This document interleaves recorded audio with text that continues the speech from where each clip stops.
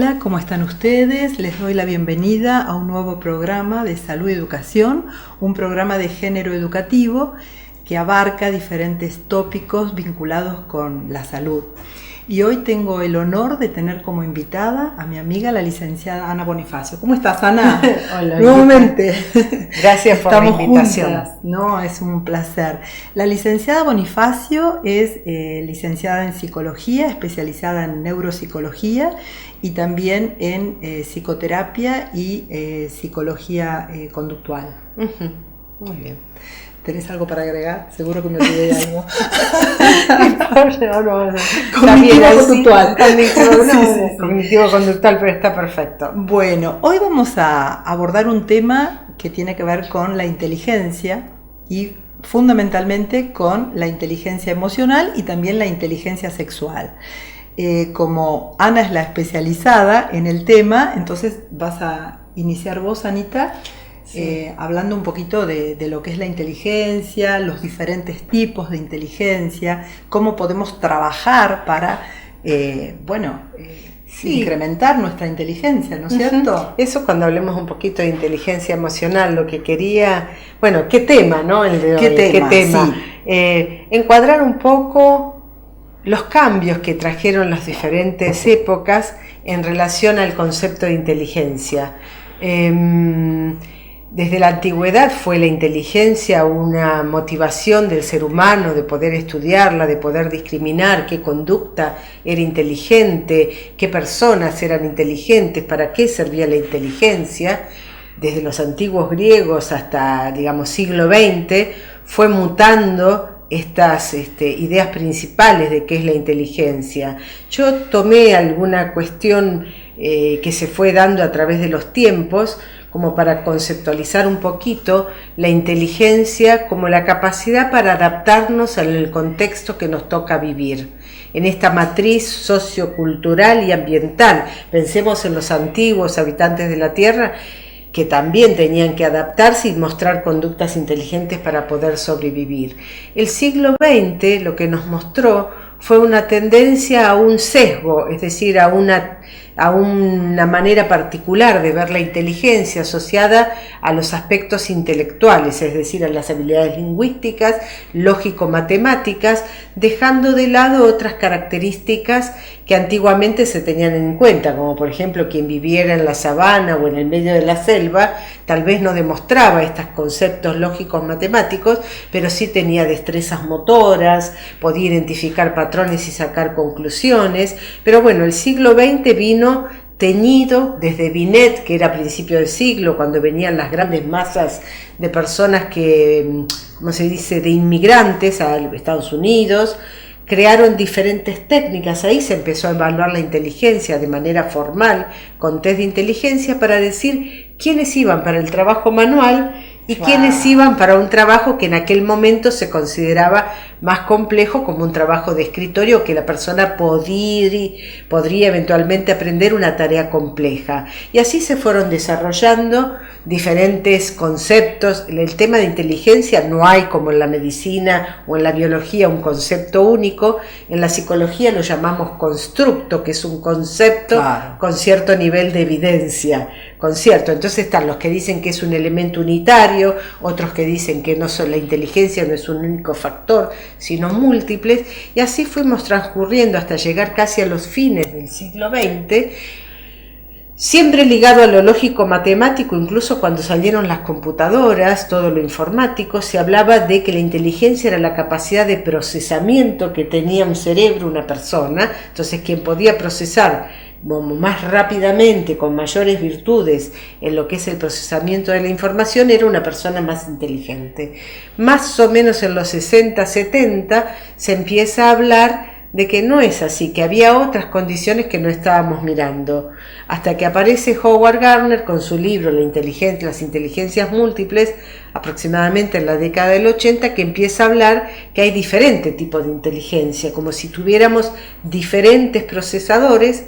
En algunas personas más privilegiado un tipo de procesador que otro, pero todos tenemos estos procesadores que tienen que ver con la inteligencia tradicional, lógico-matemática, lingüística, la inteligencia musical. Nosotros no podemos decir que Beethoven, Mozart, no sé, Bach, los grandes compositores contemporáneos no tienen un nivel de inteligencia, una característica que hace que puedan resolver problemas complejos dentro de lo que es el ámbito de la música, por ejemplo, o crear productos. Otra característica del ser humano en cuanto a la inteligencia no es solamente resolver, esto quería decir, resolver problemas nuevos, no aquellos problemas que ya hemos solucionado, sino usando lo que aprendimos, poder resolver cuestiones que se nos presentan y que constituyen un desafío.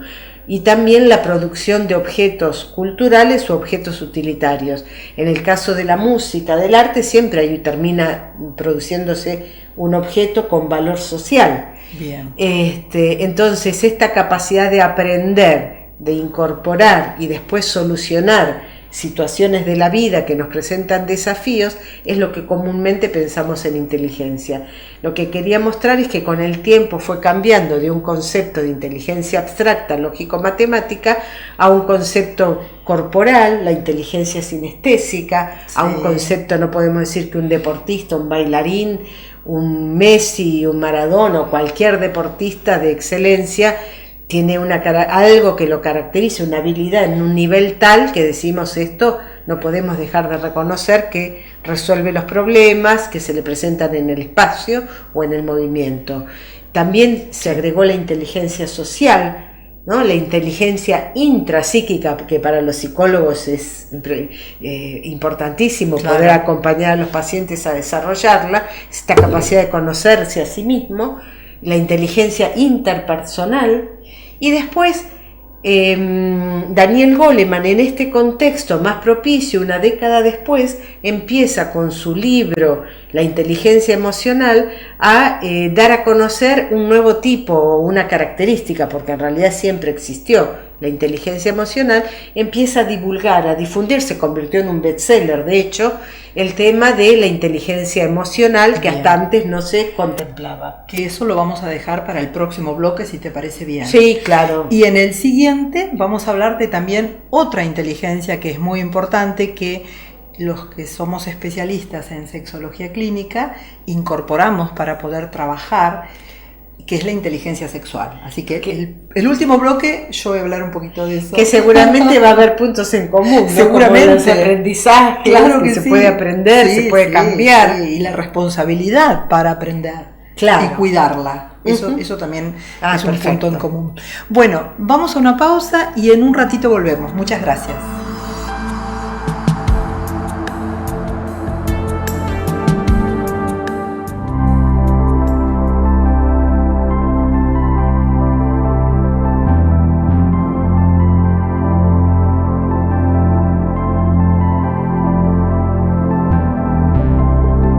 Clínica de Ojos Tandil. Nos especializamos en microcirugías, atención en oftalmología especializada. Horarios de atención de lunes a viernes de 8 a 20 horas.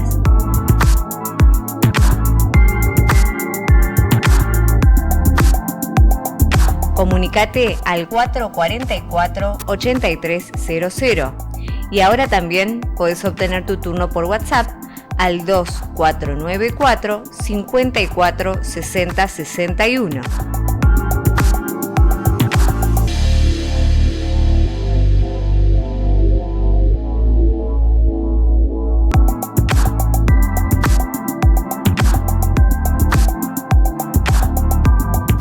Avenida Santa Marina 760, clínicadeojostandil.com.ar. Instituto de Diagnóstico por Imágenes. Trabajando con tecnología de avanzada y actualización permanente, junto a un equipo médico y humano con profesionalismo y calidez.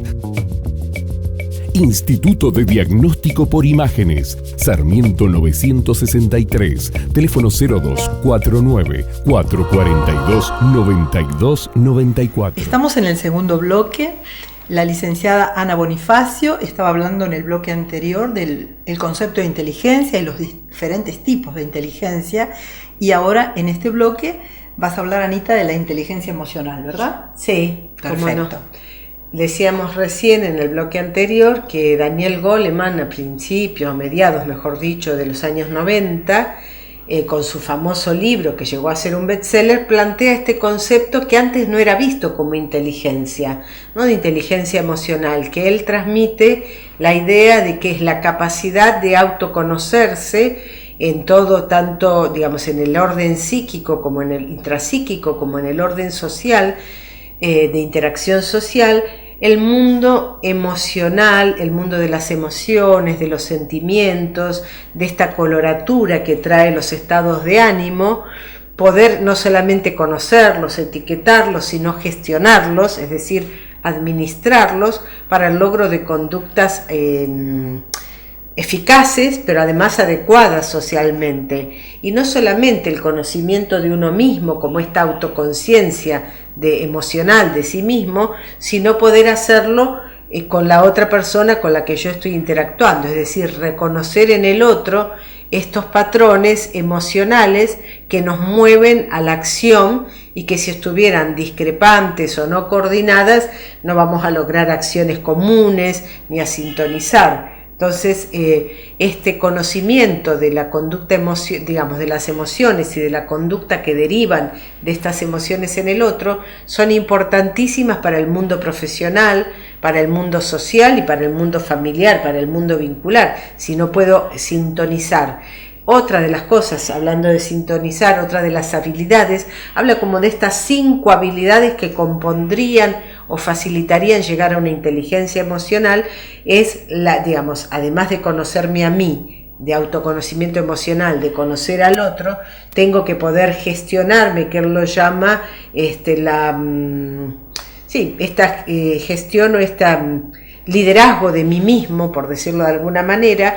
También habla de la empatía, ¿no? Del desarrollo de la empatía como parte fundamental de la inteligencia emocional para poder ponerme en el lugar del otro en cuanto a la comprensión de sus necesidades, de sus intereses, de qué lo motiva al otro. Y también habla de las habilidades sociales, ¿no? De estas características de comunicación, de escucha, de comunicación asertiva, de poder hablar con la otra persona respetándome a mí mismo, mis propias necesidades, pero también respetando las necesidades del otro, que esta comunicación asertiva no sea ni una comunicación que domine al otro, ni una comunicación que nos someta al otro. También habla de que esta empatía, para desarrollarla, necesitamos tener una escucha activa, serena, más escuchar que hablar, tratar de interiorizarnos en qué nos quiere transmitir esa persona, y también en estas habilidades sociales que estábamos nombrando recién, ¿no? Como esta capacidad de lograr juntos los objetivos que nos mantienen socialmente unidos, porque en definitiva la inteligencia emocional tiene que ver con las emociones, con este manejo sabio de las emociones, y las emociones son el mundo que impulsa nuestra conducta, mucho más que lo racional. En realidad somos seres emocionales que razonamos. Nuestro sistema límbico, que es nuestro sistema emocional, es muchísimo más potente que nuestros razonamientos, potente en el sentido que se imponen. Y después está la sabiduría y las habilidades que desarrollamos que modulan estas emociones que están en el cuerpo y son biológicas y están para adaptarnos y sobrevivir en este mundo social del que somos parte. Bueno, me encanta, Anita, me encanta porque además de compartir obviamente todo lo que estás diciendo, lo explicas muy claramente. Eso está muy bien para que pueda llegar a la persona que nos está escuchando. Estaba pensando en qué importante esto del desarrollo de las habilidades sociales. Claro. Yo que trabajo mucho en la prevención y en la detección del abuso sexual infantil, un tema importante cuando hablamos de la prevención del abuso sexual, tiene que ver con enseñar también habilidades sociales desde que las personas son muy pequeñas. Claro. El enseñar a escuchar, el enseñar a expresar lo que uno siente, expresar lo que uno quiere. Lo que no quiere, ¿no? Y lo que no quiere. Y bueno, hay trabajos que dicen que las personas que carecen de habilidades sociales en su vida tienen más tendencia a comunicarse a través de la violencia, ¿no es cierto? Sí, mira. O a permitir que vulneren sus derechos. Exactamente. Así que es tan importante esto del Sí. desarrollo de habilidades sociales para trabajar en la infancia, Claro. escolar y preescolar, fundamentalmente, ¿no? Claro, me hiciste pensar, también Goleman habla de esta comunicación que no es solamente verbal, sino poder hacer lecturas corporales. Claro. Y en el tema que estás planteando de la prevención del abuso sexual infantil, ¿no? De como danza terapeuta o como psicóloga a través del movimiento, poder hablar del espacio que a mí me rodea, que es íntimo, es mío, Sí. y que yo puedo decir no, hasta Claro, acá, y enseñarle a los niños a exactamente. decir esto no lo quiero, Claro, ¿no? los límites. Los límites. Los límites para el contacto con su cuerpo. Y toda esta inteligencia emocional sería recomendable empezar a desarrollarla en la propia casa desde la infancia, Claro.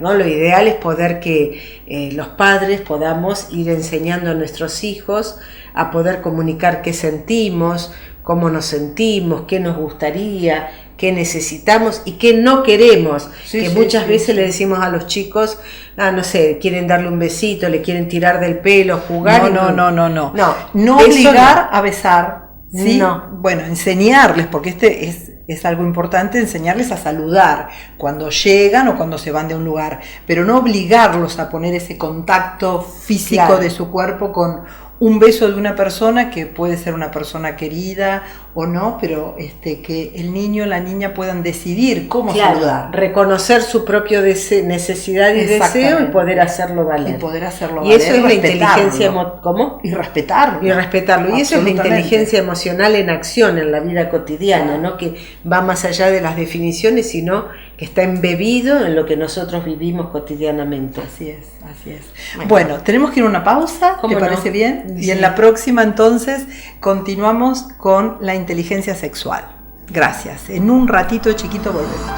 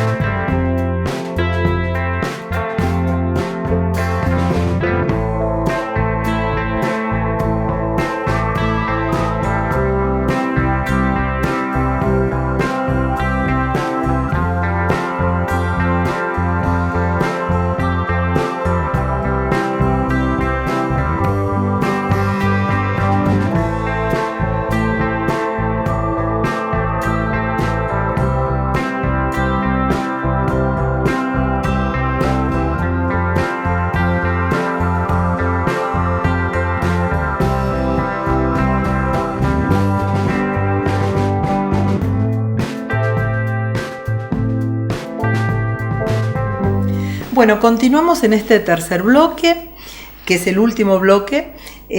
Voy a hablar un poquito sobre inteligencia sexual a modo de complementar esta exposición que ha hecho la licenciada Bonifacio con respecto a la inteligencia emocional y a los diferentes tipos de inteligencia humana, ¿verdad? No estamos hablando de la inteligencia artificial, que ese es otro capítulo que llevaría a otro programa. No nos metemos con eso hoy. Bueno, en esto que tiene que ver con la inteligencia, con esta capacidad de aprender, de adquirir conocimientos en diferentes aspectos de la vida, En la sexualidad también hablamos de que es muy importante y lo dividimos en 3 partes. Es muy importante que la persona adquiera conocimiento, información veraz sobre la sexualidad en general. ¿Qué significa esto? Hablar y tener conocimiento sobre las diferencias de género, sobre la respuesta sexual de los diferentes sexos, porque es muy diferente la respuesta sexual de la mujer a la respuesta sexual del varón, claro, sí. ¿no es cierto? La respuesta sexual de una persona con identidad trans. Hay diferentes situaciones que tienen que ver con la sexualidad que es importante conocer.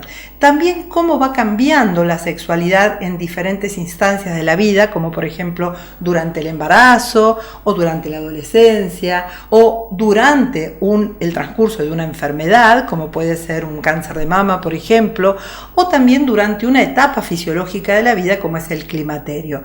Entonces, el primer aspecto tiene que ver con tener conocimientos veraces de la sexualidad en general en los diferentes aspectos de la vida y las diferentes etapas de la vida. El otro aspecto que incluye la inteligencia sexual tiene que ver con tener conocimiento sobre la propia sexualidad. Es decir, conocer cómo es mi sexualidad, cómo es mi respuesta sexual, cuáles son mis tiempos, cuáles son mis condiciones individuales para tener un estado de excitación, cuáles son mis condiciones en la comunicación erótica, que puede ser hablada o puede ser también a través del lenguaje corporal, ¿no es cierto? Mis conocimientos sobre el rol de persona erótica. Y fundamentalmente también necesitamos aprender y tener conocimientos si tenemos una sexualidad en pareja o a través del vínculo con otra persona, conocer sobre la sexualidad de la pareja. Porque muchas veces las personas, por falta de conocimiento, tienen un mal desempeño sexual y eso ocasiona sufrimientos, ocasiona distanciamiento en la pareja, ¿no es cierto, Anita? Muchas veces malos lo vemos entendidos, no me desea. Claro, ¿y por qué pasa esto? O no porque lo no hay satisfago. comunicación, porque no se conoce realmente qué es lo que la persona necesita individualmente en relación a las condiciones para sentirse erótica, para manejar su sensualidad y su sexualidad en general. Entonces, cuando hablamos de inteligencia sexual, hablamos de la persona tiene derecho de manejar conocimientos veraces y esto le va a dar un plus muy importante para su bienestar sexual. Conocimientos veraces, entonces, en relación a la sexualidad en general, en relación a la propia sexualidad y a la sexualidad de la pareja.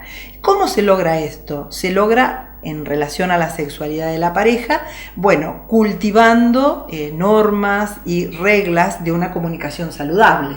Porque Claro. la mayoría de los problemas que vemos nosotras con las parejas es que no saben comunicarse. No se habla directamente. O no se hablan o se hablan mal. Se hablan Claro. sin mirarse a los ojos, sin respetar la voluntad de la otra persona, no eligiendo a veces el momento adecuado para hablar de un determinado tema. Sí, o hay algo que llamamos, digamos, la lectura de mente. Entonces, no me dijo que le duele la cabeza y de verdad por ahí la persona tiene dolor de cabeza, pero la otra parte de la pareja dice, ya no me desea, que Claro, interpreta, pone claro. su propia interpretación. No, la comunicación es fundamental. Claro. Yo muchas veces lo he visto en parejas que ella cursaba un embarazo y muchas veces el varón, por temor a dañar, Sí. no quería tener relaciones sexuales, por temor a dañar Claro. al bebé. Y la mujer por ahí hace Pero la no lo lectura. dijo, Claro. no lo dijo, no lo comunicó, no lo preguntó, ¿verdad?